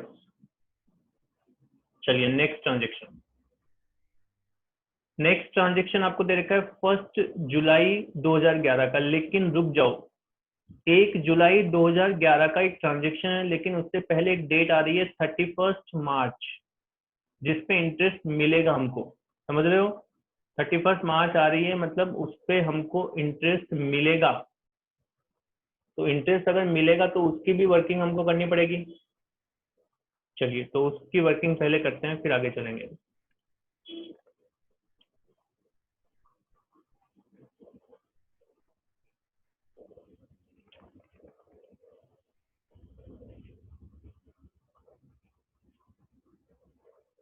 ध्यान से समझना स्टूडेंट, 31 मार्च को इंटरेस्ट मिलेगा, यहाँ पे लिखूंगा बाई बैंक। सर कितना इंटरेस्ट मिलेगा, देखो फेस वैल्यू कितने की है, जितना अभी तक 31 मार्च तक आपने कितना होल्ड कर रखा है, 1,20,000 तो पहले से था और 20,000 और परचेज कर लिया, तो 1,40,000 है ना, उसका 9%। कितने महीने का, 6। जब भी ड्यू डेट पे आपको इंटरेस्ट मिलता है तो पूरे 6 महीने का मिलेगा, ये ध्यान रखना। क्योंकि मैंने आपको समझाया था कि कंपनी की पॉलिसी होती है, जिस दिन आपके पास जितने डिवेंचर है उस पर पूरा का पूरा इंटरेस्ट आपको मिलेगा 6,300। तो ये 6,300 हम इंटरेस्ट के कॉलम में यहाँ पे रिकॉर्ड कर देंगे। ठीक है, चलिए, अब जो 1 जुलाई का ट्रांजेक्शन था वो अब हम लिखेंगे 1 जुलाई का ट्रांजेक्शन।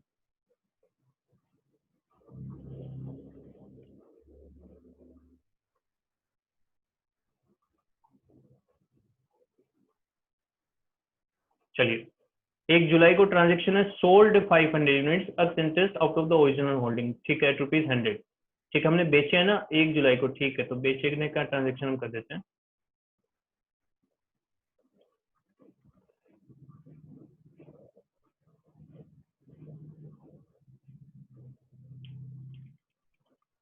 चलिए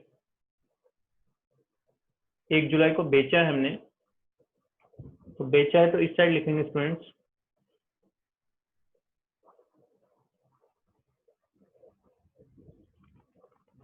बाय बैंक। 500 यूनिट्स हमने बेच दिए तो 50,000 नॉमिनल वैल्यू। कितने में बेचा? अक्स इंटरेस्ट 100 रुपीज में बेचा तो डायरेक्टली 5 लाख यहाँ पे आ जाएगा, सॉरी 50,000, 500 है ना, 500 इंटू 100। अब इंटरेस्ट की कैलकुलेशन यहाँ पे करेंगे, सेम प्रोसेस मैंने आपको बताया। 1 जुलाई को जो ट्रांजेक्शन हुआ उस पे इंटरेस्ट की कैलकुलेशन कैसे करोगे? Last due date of interest देखो, लास्ट कब थी? 31 मार्च थी ना, 31 मार्च गई लास्ट इंटरेस्ट की डेट। कितने महीने हो गए? अप्रैल मई 2 महीने हो गए, तो 50,000 इंटू 9% इंटू 2 महीने का, 50,000 इंटू 9% इंटू 2 डिवाइड बाई 12, ये हो गया 750। ठीक है स्टूडेंट्स, 750, ये 750 यहाँ पे इंटरेस्ट के कॉलम में हम दिखा देंगे। ठीक है, ये हो गया आपका 1 जुलाई का ट्रांजेक्शन।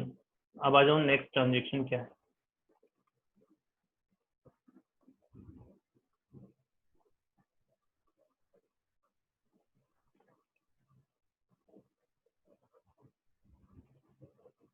चलिए 1/10 को ट्रांजेक्शन हुआ, 150 यूनिट आपने परचेज किए, लेकिन उससे पहले रुक जाओ, 30 सितंबर की डेट आ चुकी है, मतलब उस पर इंटरेस्ट आपको मिलेगा। उसके बाद ये 1/10 वाला ट्रांजेक्शन करना है 98 कम इंटरेस्ट का। ठीक है, तो चलिए आ जाते हैं हम, इंटरेस्ट हमको मिलेगा उसकी जनरेंटी करेंगे।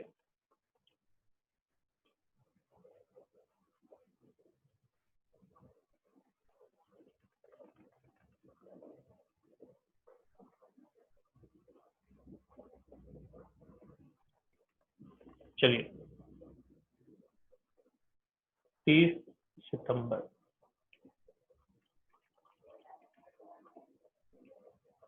सर 30 सितंबर को कितना इंटरेस्ट मिलेगा? ध्यान से समझना बच्चों, आपके पास कितने डिबेंचर हैं? 1,40,000 के थे ना, उसमें से 50,000 नॉमिनल वैल्यू देख रहा हूँ मैं, उसमें से 50,000 के आपने भेज दिए तो कितने बचे? 90,000 के बचे। तो 30 सितंबर को आपको इंटरेस्ट 90,000 पे ही मिलेगा, 9% के हिसाब से 6 महीने का। ठीक है, 90,000 का 9% 6 महीने का इंटरेस्ट आपको मिलेगा 4,050। तो यहाँ पे मैं लिख दूंगा 4050। ठीक है, यहाँ पे कुछ आएगा नहीं, ये लीजिए, ये ट्रांजेक्शन हो गया। अब नेक्स्ट ट्रांजेक्शन पे आ जाओ। नेक्स्ट ट्रांजेक्शन है 1/10/2011 को परचेज किया ना 150 यूनिट, 98 कम इंटरेस्ट लिखा हुआ, ध्यान से समझना, कम इंटरेस्ट है, तो इसकी वर्किंग हम करेंगे यहाँ पे। चलिए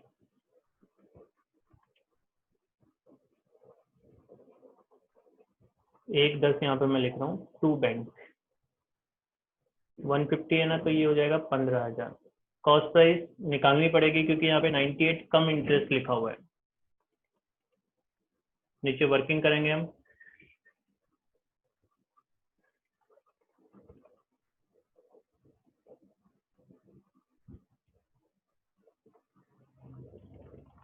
ध्यान से समझना।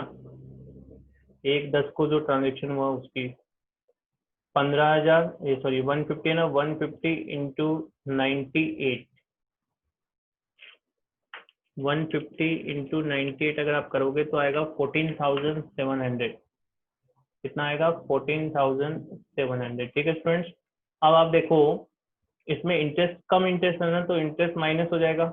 अब इंटरेस्ट में देखो लास्ट ड्यू डेट कब थी? 30 सितंबर। ट्रांजेक्शन कब हुआ? 1/10 को, मतलब एक दिन हुआ है, इसका मतलब इंटरेस्ट कुछ नहीं लगेगा। लास्ट ड्यू डेट पिछले दिन ही थी, 30 सितंबर थी, और 1/10 को तो हमने परचेज कर ही लिया, इसका मतलब इंटरेस्ट कुछ भी नहीं होगा यहाँ पे। तो अमाउंट कितनी आ जाएगी 14,700, वो हम यहाँ पे दिखा देंगे। ठीक है, तो इस तरीके से आपको वर्किंग करनी है। चलिए नेक्स्ट पॉइंट, 1/11/2011 को 300 यूनिट हमने बेचे हैं, अक्स इंटरेस्ट 99 में 300 यूनिट बेच दिए। चलो इसका भी ट्रांजेक्शन हम रिकॉर्ड कर देते हैं।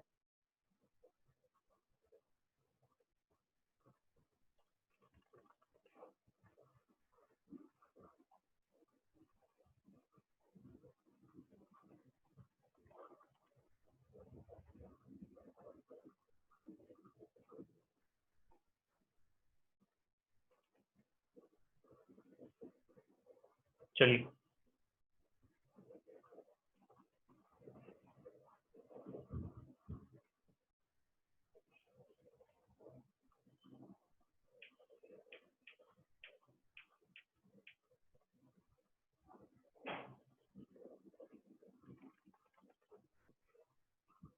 एक मिनट स्टूडेंट्स,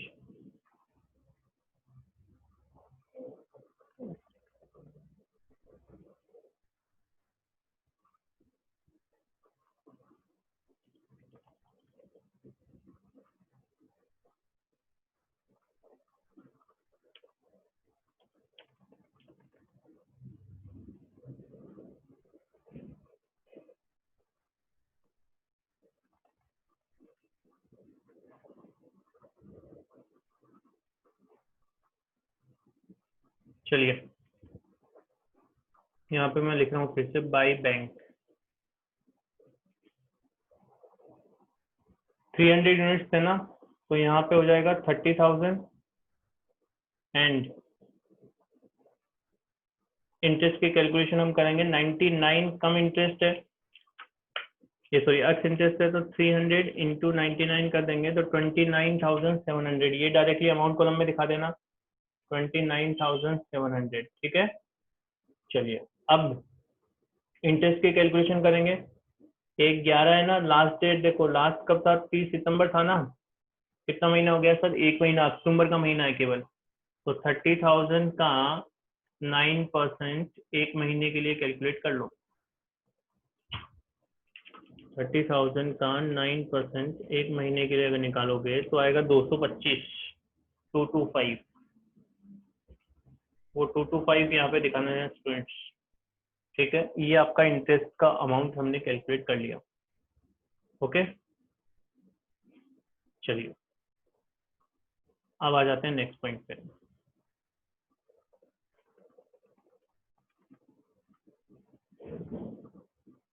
ये सारे ट्रांजेक्शन हो गए हैं, अब हम लास्ट में बैलेंस निकालेंगे 31 दिसंबर को। उन्होंने बोला है फीफो मेथड अप्लाई करना है। अब ध्यान से समझना, इंपॉर्टेंट कॉन्सेप्ट मैं समझाने वाला हूँ अभी आपको।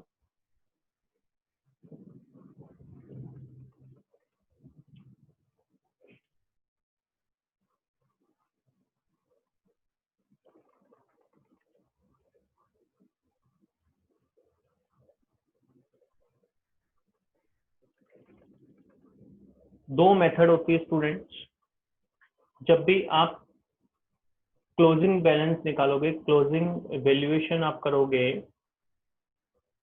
तो उसके लिए दो मेथड होती है। नॉर्मली दो मेथड हम फॉलो करते हैं, बाकी तो फीफो लिफो भी हो सकता है। नॉर्मली हम दो मेथड यहाँ पे डिस्कस करेंगे, एक फीफो मेथड और एक एवरेज मेथड। आप सबको पता है FIFO method means first in first out, और एवरेज मेथड में हम एक एवरेज कॉस्ट पर यूनिट निकालेंगे और फिर सॉल्यूशन करेंगे। ये सम के बाद एक सम मैं और करवाऊंगा आपको जिसमें एवरेज मेथड हम फॉलो करेंगे। ठीक है, ये फीफो मेथड वाला मैं करवा रहा हूँ, मैंने बोला था आपको हर एक कॉन्सेप्ट का एक सम आपको करवाऊंगा। तो ये फीफो मेथड का है। फीफो मेथड में आपको क्या करना है, जो पहले आया वो पहले गया, ये सब आपको पता होगा। उसी तरीके से यहाँ पे भी कैलकुलेशन करनी है। देखिए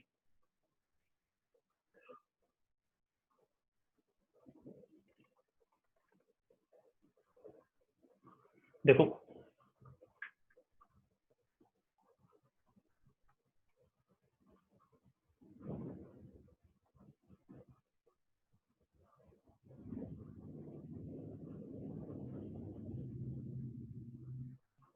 यस, ये पूरा अकाउंट आपके सामने है अभी। ध्यान से समझना एक एक पॉइंट को, एकदम सिंपल है। सबसे पहले हमारे पास क्या आया, 1,20,000। मतलब जो भी जाएगा पहले इसमें से जाएगा। कितना गया इसमें से, एक बार 50,000 गया, कितना बच गया, ये 70,000 बच गया। अब 70,000 बचा हुआ है तो आगे भी इसी में से जाएगा। 30,000 हमने और बेचा, नॉमिनल वैल्यू देखो तो कितना बचा, 40,000। बस इतना ही बेचा है, मतलब पहले वाले में से, इस 1,20,000 में से 40,000 का बचा हुआ है, बाकी हमने बेच दिया। और ये 20,000, अब अगर मैं बात करूं नॉमिनल वैल्यू कितनी हो गई टोटल, 40,000 ये वाली, प्लस 20,000 ये जो हमने परचेज किया था ये वाला, और 15,000 ये तो हमारे पास 20,000 और 15,000 तो ऐसे के ऐसे पड़े हुए हैं। ये फेस वैल्यू हो गई, समझ में आया। 40 + 20 60 75,000 की फेस वैल्यू, मतलब 750 डिवेंचर हमारे पास पड़े हुए हैं। ये क्लोजिंग बैलेंस है हमारा। ऐसे भी आप देख लो, पहले कितने थे, 1,200, उसमें 200 और ऐड करो, कितना हो गया 1,400, उसमें 150 और ऐड करो, 1,400 में प्लस करो 150, 1550, तो 1,550, उसमें से माइनस करो, कितना बेचा, 50, ये सॉरी 500 और 300, 750 बच गया क्लोजिंग बैलेंस। ठीक है, उसी तरीके से 75,000 आपका नॉमिनल वैल्यू आ गई क्लोजिंग बैलेंस की। अब इनकी वैल्यू हमको कैलकुलेट करनी है, ये इसकी वैल्यू करना सबसे इंपॉर्टेंट चीज है। कॉस्ट प्राइस कितनी है, 1,18,000, कितने के लिए है, 1,20,000 की अगर नॉमिनल वैल्यू है, ये देखो 1,20,000 की अगर नॉमिनल वैल्यू है तो कॉस्ट प्राइस कितनी है, 1,18,000।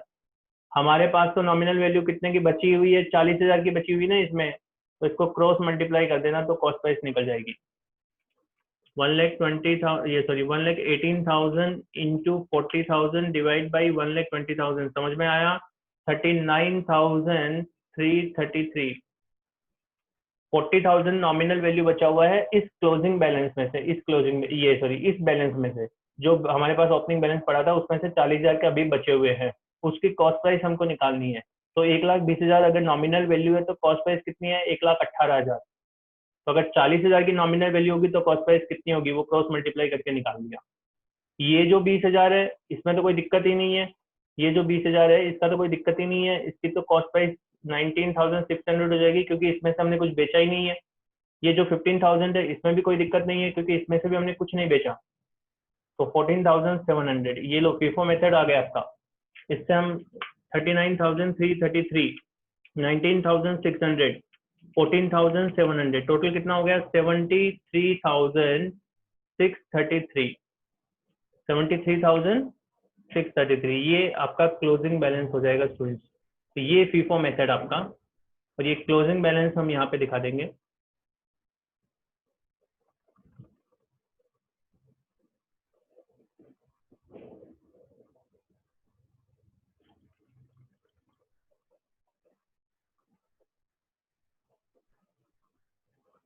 ये क्लोजिंग बैलेंस यहाँ पे आ जाएगा 31 दिसंबर को, बाई बैलेंस कैरी डाउन 75,000, 73,633। ये फीफो मेथड से इस तरीके से आपको निकालना है, ठीक है। अब इंटरेस्ट जो है उसकी भी कैलकुलेशन करनी पड़ेगी, मैंने आपको बताया था 75,000 इंटू 9%, कितने महीने का है देखो, लास्ट ड्यू डेट कब थी, 30 सितंबर, हम बैलेंस कब निकाल रहे हैं, 31 दिसंबर को, 3 महीने हो गए, तो 3 महीने का इंटरेस्ट यहाँ पे भी निकालेंगे। 75,000 इंटू 9% इंटू 3 डिवाइड बाई 12, 1687.5, ये लीजिए, ये इंटरेस्ट अमाउंट हम यहाँ पे दिखा देंगे 1687.5। ठीक है स्टूडेंट्स, इस तरीके से आपको वर्किंग करनी है और लास्ट में क्लोजिंग बैलेंस निकाल लेना, प्रॉफिट एंड लॉस आपका आ जाएगा। तो ये आपका पूरा सम हो गया, इसका आप स्क्रीनशॉट ले लो, इसका स्क्रीनशॉट ले लेना, वर्किंग घर पे कर लेना। ठीक है, इसका ले लो और फिर नीचे जो कैलकुलेशन मैंने करवाई है वो कैलकुलेशन का भी ले लेना, वो दिखा देता हूँ आपको। ये लीजिए,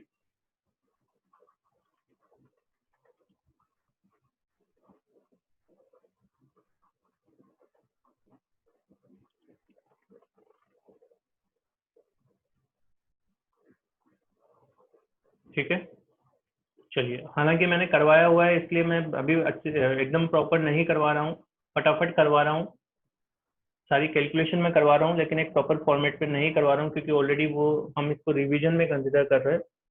ठीक है स्टूडेंट्स, चलिए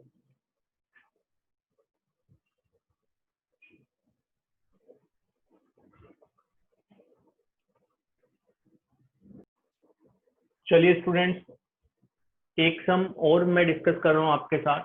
ये आरटीपी का सम है, रिवीजन टेस्ट पेपर जो आते हैं इंस्टीट्यूट के, उसका सम है। अभी तक हमने जो इन्वेस्टमेंट इन बॉन्ड्स गवर्नमेंट सिक्योरिटीज का पॉइंट था उसमें बेसिक कॉन्सेप्ट डिस्कस कर लिया है, एंड फीफो मेथड मैंने अभी आपके साथ डिस्कस किया है वैल्यूएशन में। एक मेथड और होता है एवरेज कॉस्ट मेथड, उसका भी मैं आपको करवा देता हूँ। ये एक ही सम मैं आपको करवाऊंगा, फिर जितने भी सम्स इससे रिलेटेड है वो आपको खुद को करने हैं मॉड्यूल में से। एंड दूसरी चीज ये है, जो मिक्स वाले सम है जहाँ पे इक्विटी शेयर्स और इन्वेस्टमेंट इन डिवेंचर्स भी आपको साथ में पूछते हैं, वो सम्स भी एक दो सम्स में आपको करवा दूंगा। बट अभी आपको ये सम करने के बाद, मतलब ये लेक्चर देखने के बाद क्या करना है वो मैं आपको बता देता हूँ। इलिस्ट्रेशन 1 मैंने आपको करवा दिया, इलिस्ट्रेशन 2, 3, 4, 5 ये सब इक्विटी शेयर से रिलेटेड है, वो सब अभी मत करना। आगे जितने भी इलिस्ट्रेशन आपको मिलते हैं 10 या 11 तक, 7, 8, 9, 10, 11, इन सब में जो डिवेंचर वाला पार्ट है, डिवेंचर या बॉन्ड वाला पार्ट है, वो आप सबको घर पे कंप्लीट करना है। जितने भी सम्स में डिवेंचर या बॉन्ड वाला ये पोर्शन है, मिक्स सम है, इक्विटी शेयर्स भी है, तो वो मत देखना आप इक्विटी शेयर्स, क्योंकि दोनों सेपरेट चीजें होती है। तो डिवेंचर और बॉन्ड का इन्वेस्टमेंट अकाउंट आप सब बना लेना। क्वेश्चन नंबर 2 मैंने आपको करवा दिया है, क्वेश्चन नंबर 3 आपको होमवर्क में करना है। तो जितने भी आपके मॉड्यूल में दे रखे हैं वो सम्स आप सारे कंप्लीट कर लेना, ठीक है। और उसके बाद ये सब करने के बाद आप या तो नेक्स्ट वीडियो देख लेना पहले इक्विटी शेयर्स का, उसके बाद पास्ट ईयर के जितने भी सम्स हैं वो सम आप साइट पे जाके वहां से नवंबर 19, नवंबर 18, मई 19, मई 18, ये जितने भी सम्स पूछे गए हैं वो सब सोल्व करोगे, ठीक है।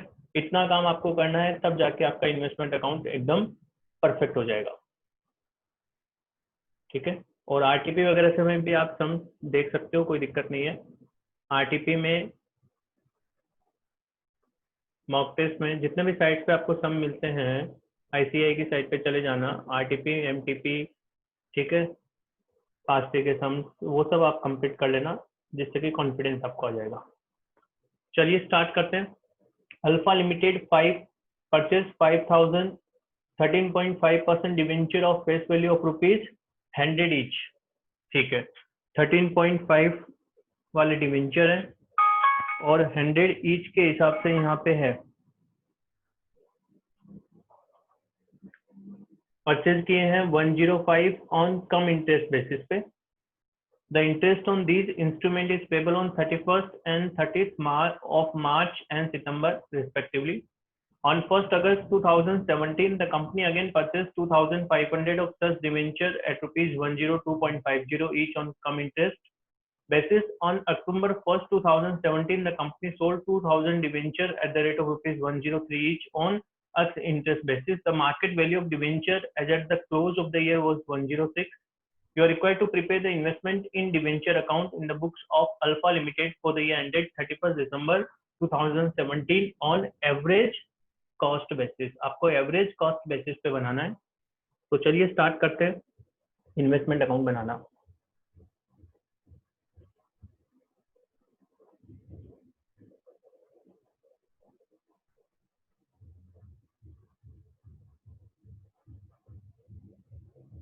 जो भी नाम है डिवेंचर्स वगैरह वो सब आप खुद से लिख देना। चलिए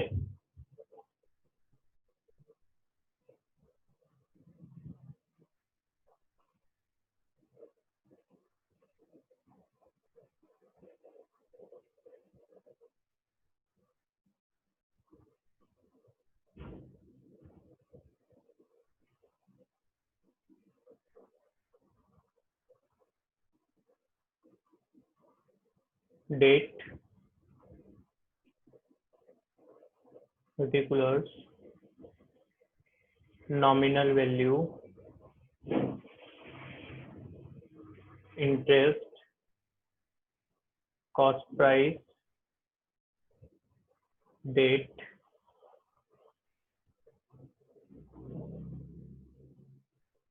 nominal value,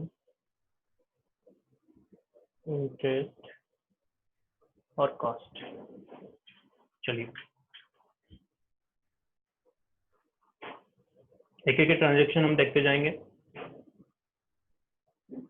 first May 17 to bank 5000 debentures 105 cum interest पे, फेस वैल्यू लिख देता हूँ यहाँ पे 5 लाख, 100 रुपए का शेयर है ना। चलिए अब मैं यहाँ पे वर्किंग करूंगा।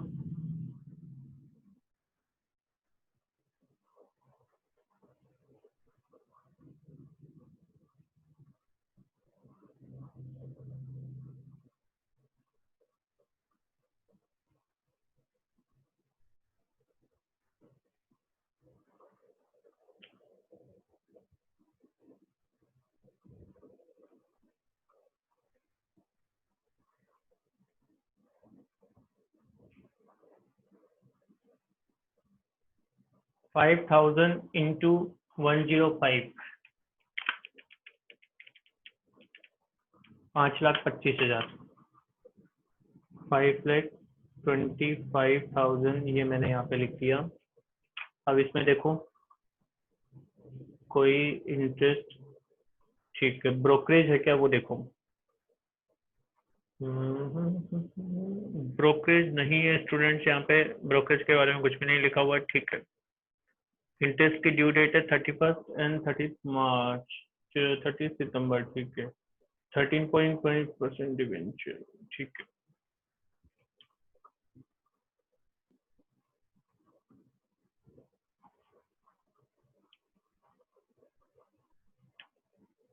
चलिए तो यहां से मैं क्या करूंगा, इंटरेस्ट माइनस करूंगा,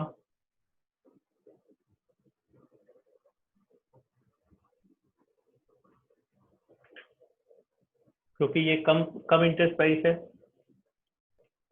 तो इंटरेस्ट इसमें से माइनस हो जाएगा। 5,000 इंटू 100 इंटू 13.5%। अब देखो कितने महीने हैं, वो देखो। 1 मई को ट्रांजेक्शन हुआ ना, लास्ट ड्यू डेट कब थी, 31 मार्च, मतलब अप्रैल का 1 महीना निकला है। तो 5,000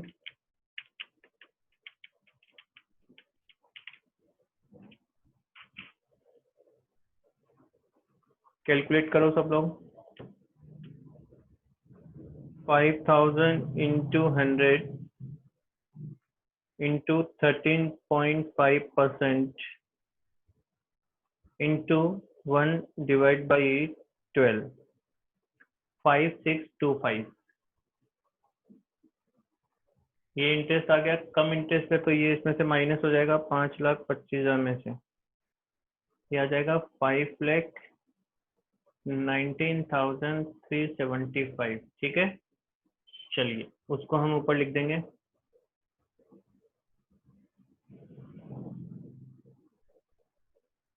इंटरेस्ट के कॉलम में कितना लिखेंगे,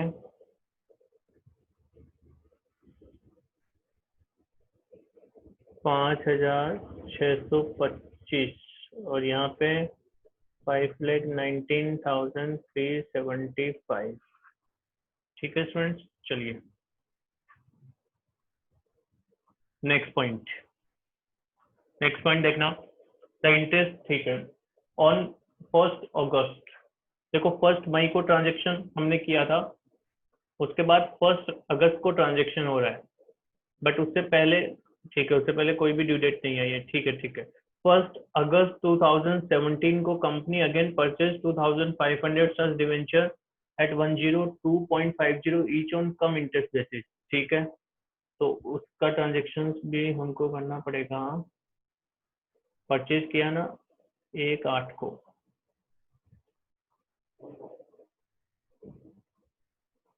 2500, तो 2.5 लाख ही हो गया फेस वैल्यू। कम इंटरेस्ट है, वर्किंग करनी पड़ेगी।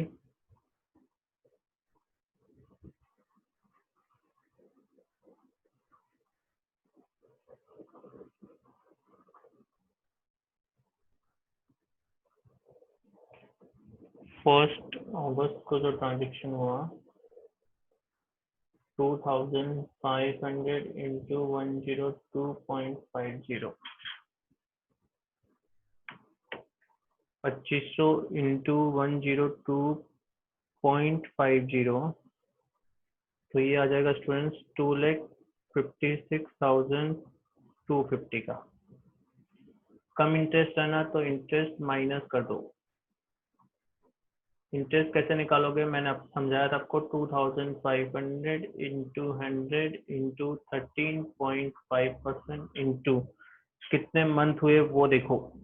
अगस्त है ना, 1 अगस्त लास्ट ड्यू डेट की थी, 31 मार्च, अप्रैल मई जून जुलाई, 4 महीने। तो 4 महीने का इंटरेस्ट यहाँ पे कैलकुलेट कर लेंगे 13.5% के हिसाब से। 4 महीने का कैलकुलेट करेंगे 11,250, ये इसमें से माइनस हो जाएगा क्योंकि कम इंटरेस्ट था। 2,56,250, ये आएगा स्टूडेंट्स 2,45,000। ठीक है, तो 2,45,000 ऊपर दिखा देंगे। ये लीजिए यहाँ पे दिखा देंगे।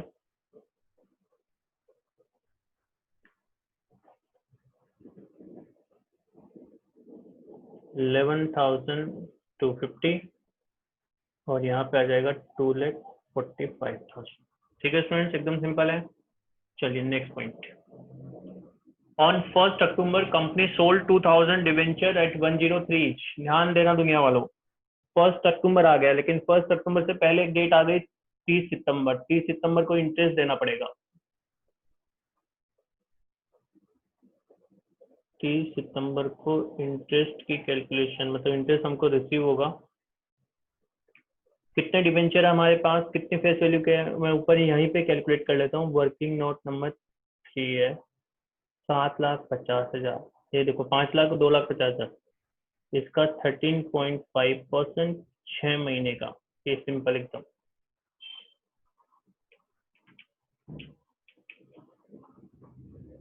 7,50,000 का 13.5% 6 महीने का 50,625। ये लीजिए 50,625। ठीक है, अब हम ट्रांजेक्शन करेंगे 1 अक्टूबर का। उन्होंने बोला है कि 1 अक्टूबर को 2,000 डिवेंचर हमने बेच दिए। ठीक है, 2,000 डिवेंचर अगर हमने बेच दिए तो यहाँ पे आ जाएगा फेस वैल्यू में 2 लाख, नॉमिनल वैल्यू में 2 लाख। 103 कम इंटरेस्ट, ये सॉरी एक्स इंटरेस्ट। ये तो एकदम सिंपल है बच्चों। अगर एक्स इंटरेस्ट लिखा हो तो डायरेक्टली मल्टीप्लाई करके आगे दिखा देना। मतलब ये हुआ 2,000 इंटू 103, बस डायरेक्टली मल्टीप्लाई कर दो, 2,06,000 आया ना, इसको सीधा का सीधा कॉस्ट प्राइस में दिखा दो। अब इंटरेस्ट की कैलकुलेशन, इंटरेस्ट जीरो होगा यहाँ पे। सर क्यों जीरो होगा, क्योंकि लास्ट ड्यू डेट कब थी, 30/9। डेट ऑफ ट्रांजेक्शन क्या है, 1/10। इसका मतलब इंटरेस्ट तो कुछ होगा ही नहीं इस पे। ठीक है, चलिए ये हो गया सारा पॉइंट हमने कर लिया। The market value of debenture is 106। ये करंट इन्वेस्टमेंट होगा तो मार्केट वैल्यू दी हुई है आपको। मैंने आपको बोला था कुछ नहीं लिखा हो तो करंट इन्वेस्टमेंट ही मानना है आपको, और मार्केट वैल्यू आपको दी हुई है तो लास्ट में कंपेरिजन करेंगे। अब वहां पे क्लोजिंग बैलेंस निकालेंगे हम 31 दिसंबर को। ध्यान से समझना, यही पॉइंट मैंने को समझाना था। क्लोजिंग बैलेंस, क्लोजिंग बैलेंस में आप देखो तो कितना बचेगा, 5,50,000। ठीक है। अब इसका क्लोजिंग वैल्यू क्या होगा वो हमको निकालना है। तो इन्होंने ऐसा बोला कि आपको क्या करना है, एवरेज कॉस्ट बेसिस पे निकालना है। अब एवरेज कॉस्ट बेसिस का मतलब क्या होता है, देखो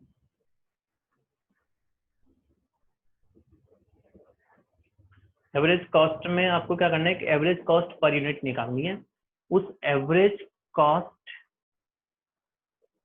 पर यूनिट निकालने के लिए आपको क्या करना है, डेबिट साइड देखना है। इन्वेस्टमेंट अकाउंट का डेबिट साइड देखो।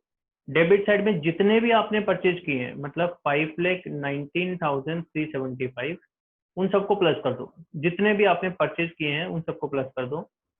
ये हमने प्लस कर दिया। दो ही बार परचेज किया था ना, डिवाइड कर दो। कितने कितने डिवेंचर है, एक बार 50,000, सॉरी 5,000, और एक बार 2500।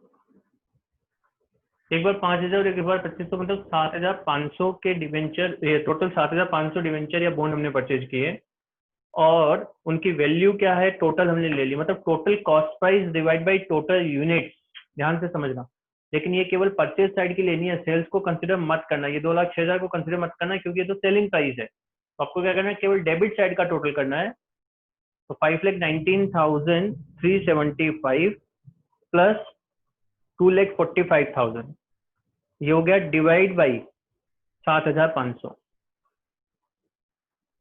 तो ये लगभग आएगा 101.916। ठीक है ऐसा।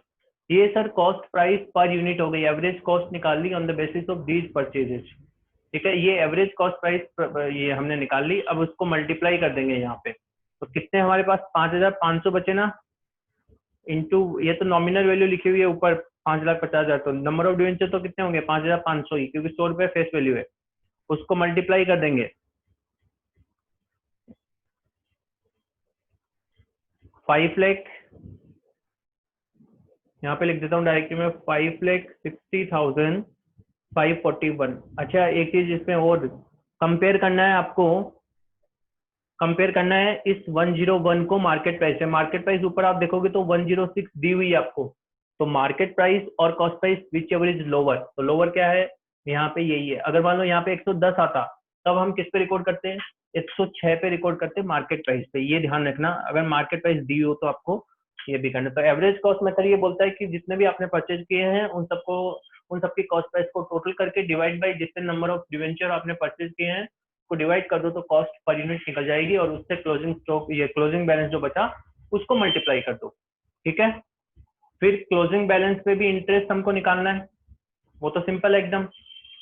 Last 5,50,000 into 13.5%। Last due date 30 सितंबर थी ना, तो 3 महीने का इंटरेस्ट निकाल लेना स्टूडेंट्स। यहाँ पे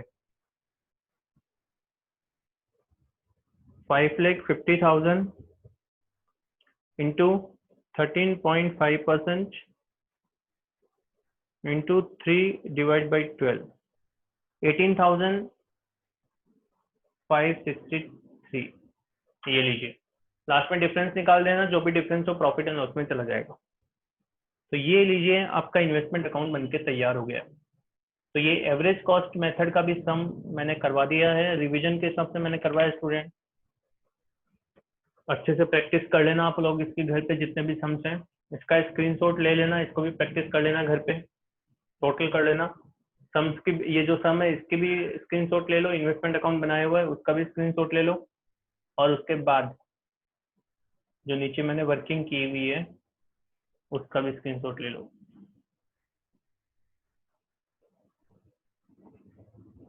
ये लीजिए, ये है आपका interest investment in debenture bonds on government securities. तीनों के केस में इसी तरीके से आपको करना है। आई होप आप सब लोगों को समझ में आ गया है। प्रैक्टिस कर लेना स्टूडेंट्स। नेक्स्ट वीडियो में हम डिस्कस करेंगे इक्विटी शेयर्स का इन्वेस्टमेंट, और कुछ मिक्स सम भी ऐसा होगा तो मैं आपको करवा दूंगा। ठीक है, चलिए, thank you so much everyone.